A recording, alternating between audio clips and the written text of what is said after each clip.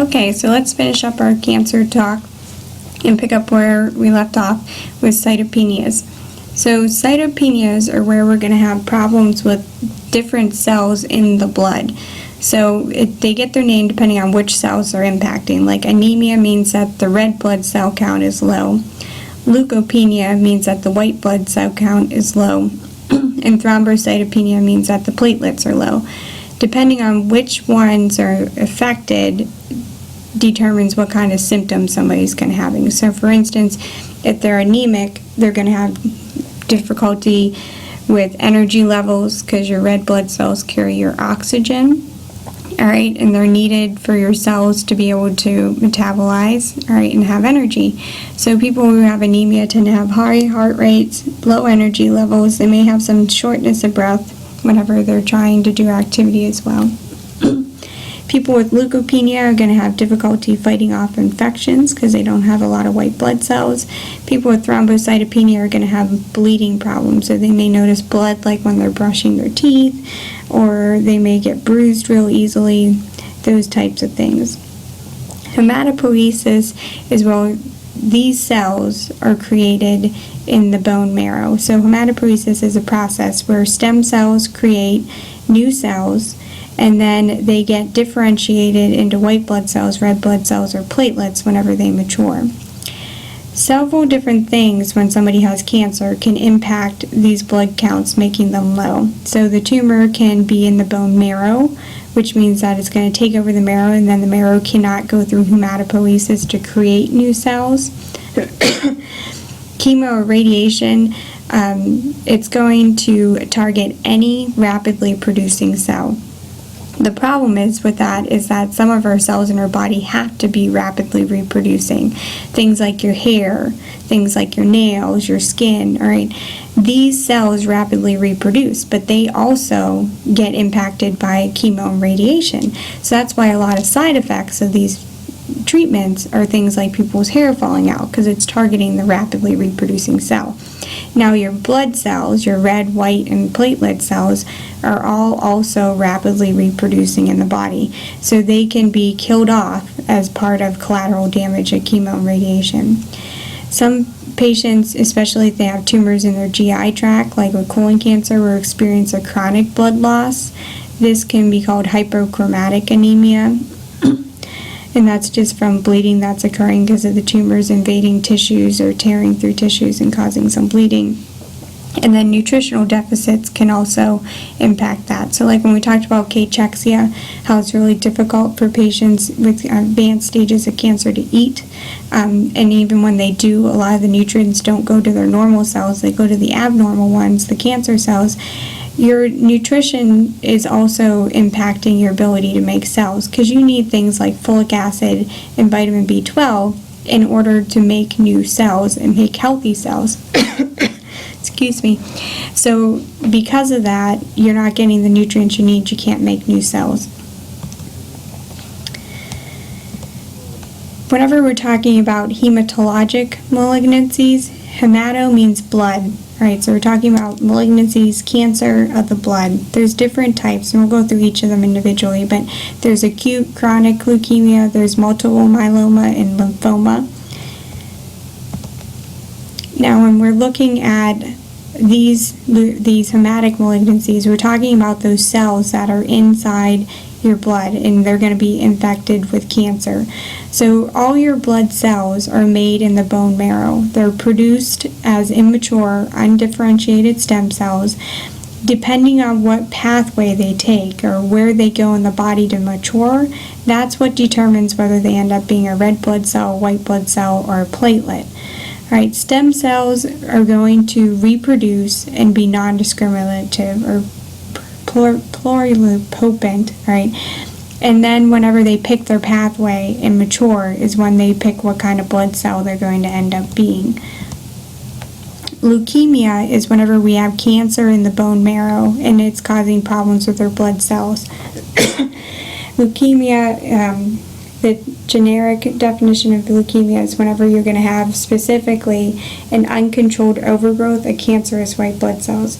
So these white blood cells, you get too many of them. They're cancerous, so they're not working properly in the blood supply or in the immune system, and they're going to overcrowd or push out your platelets and your red blood cells so that they cannot grow. So you end up with thrombocytopenia, anemia, because these counts are low, and you're also going to have neutropenia because your actual functioning or healthy white blood cell count is low.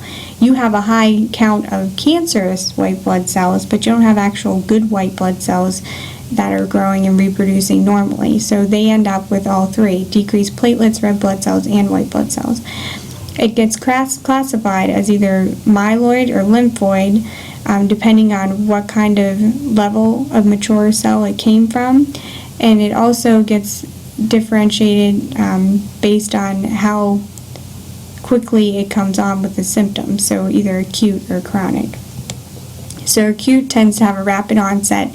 These affect the less mature cells. It can be very aggressive, and if we don't treat it, these patients can die within a matter of days or a couple of weeks. Chronic is slower onset. It waits until the cells are more mature to mutate and turn into cancer cells. If they're not treated, people can live a couple of years with chronic leukemia, right? But usually we wait until they have symptoms like those thrombocytopenias, anemia, things like that, to treat them. Symptoms patients feel are going to be based off of those low blood cell counts. So for instance, the anemia is going to make them have shortness of breath. It's going to make them feel weak, right? It can cause them to feel pain because their muscles aren't getting the nutrients they need and they're starting to atrophy. The low white blood cell count is going to often cause frequent infections and fever. It can lead to weight loss. They'll have a loss of appetite, and they're often very tired from both the low white blood cells and frequent infections, as well as their low red blood cells. So leukemia, some signs and symptoms can affect different systems of the body. So for instance, for the cardiovascular system, patients will usually have hypotension, tachycardia, and palpitations, which means that they can actually feel their heart beating. Respiratory, they will have an increased respiratory rate. They may have a cough and experience shortness of breath. They can also have abnormal lung sounds and pneumonia. Their skin, they will often get lesions that can be infected because they have a low white blood cell count. They can get pale, be cool, and then they'll get rashes that look like little red dots on the skin. That's called petechiae, and purpura is some bigger blotchy red areas. What these are actually broken blood vessels under the surface of the skin. So they're not going to turn white if they're pushed on or anything. They're going to look red all the time. GI, they could have occult bleeding through their GI tract, which is a slow, steady bleed. They could have an enlarged liver and spleen. And central nervous system, they will often experience headaches, seizures. They can have nausea, vomiting, double vision. Whenever they get to the end stages, they can experience coma. Get cranial nerve palsies, which will give them signs that look similar to like a stroke, and papilledema. Acute myelogenous leukemia, or AML we call it, typically only affects the elderly population. Some people who have inherited syndromes such as Down syndrome or Bloom syndrome also experience AML or are at higher risk. People who are exposed to benzene, radiation, and tobacco smoke increase their risk for this. Other people who've been on chemotherapy, certain kinds of chemo, can also be at risk of later in life getting AML. People who get AML at 5 years after diagnosis, about 10 to 50% of them are surviving. So they have about a 10 to 50% survival rate, we call that. And if they have a certain chromosome malformation in their DNA testing, their survival rate is much lower. They tend to be more towards the 10% range than those who don't. Those who don't tend to have it more because of environmental exposure problems like the benzene, radiation.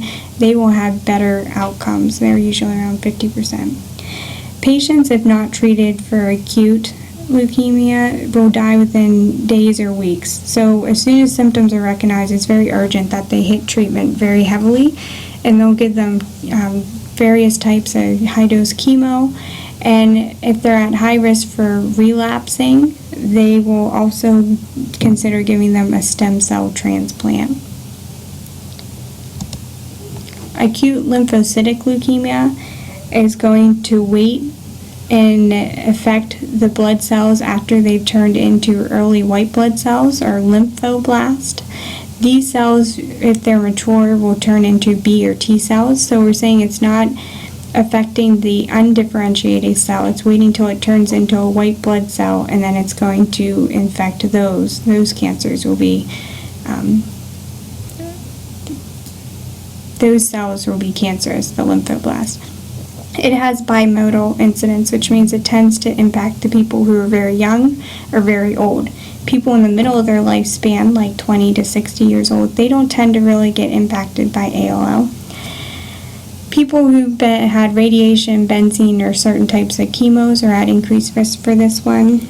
Cells, this one's hard to treat because the ALL cancer cells, they tend to hide in what we call sanctuary sites in the body, which means they go to areas of the body that chemo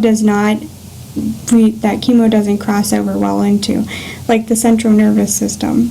Right? So for adults who have, about 7% of adults will have ALL, that's impacting their central nervous system tissue. It makes it very hard to treat. They may have to actually inject chemo directly into the CNS system so that it can get over the blood-brain barrier and into the sanctuary site to treat those cells that are hiding there.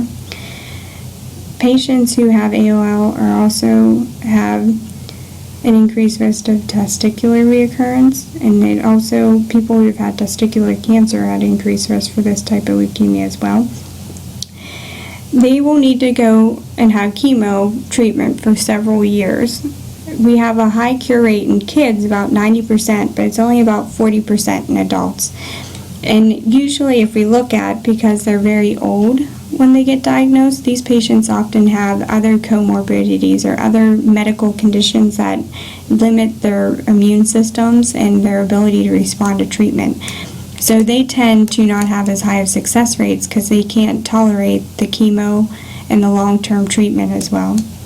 Right, patients who are high risk of having relapse can also undergo a stem cell transplant. Chronic myeloid leukemia is usually diagnosed around 55 to 60 years old. It's where we have an increased production of the myeloid cells in the blood. About 50% of people don't have any symptoms at diagnosis. They tend to find it because of other lab work that's drawn. Patients will experience fatigue, anemia, abdominal discomfort because they're having large spleens, and they can also have leukocytosis, which would be a high white blood cell count. Their white blood cell count is going to be extremely high, like greater than 50,000, normally around 45 to 10, and that's because you're going to have an increased number of abnormal white blood cells. The white blood cells, if they do genetic testing, they would be able to see a malformation called the Philadelphia chromosome. This is a unique chromosomal deformity that's only specific to CML. So if they have that, then we know that this is the disease that they have. A single molecular abnormality can also be a single mutation that can cause a malignant clone of itself and then trigger CML. This type of instance is more rare than the genetic malformation. Chronic lymphocytic leukemia is CLL, right? It's our second most common form of adult leukemia. It waits and it's going to impact the mature B cells. So the B cells themselves, remember they're the ones who trigger an immune response. They make your antibodies, they call in the helper T cells. Right, they're going to have an abnormal growth rate or proliferation. Men, older people who have a family history are at increased risk. Anybody who is exposed to Agent Orange or ionizing radiation are at increased risk. Agent Orange was used in the Vietnam era, in the Gulf War. So our soldiers who are veterans are at increased risk for this as well. They will often be asymptomatic. They'll find it whenever they're having lab work done for something else, and it's relatively slowly progressing. All right, I'm going to pause there and pick up with our next one.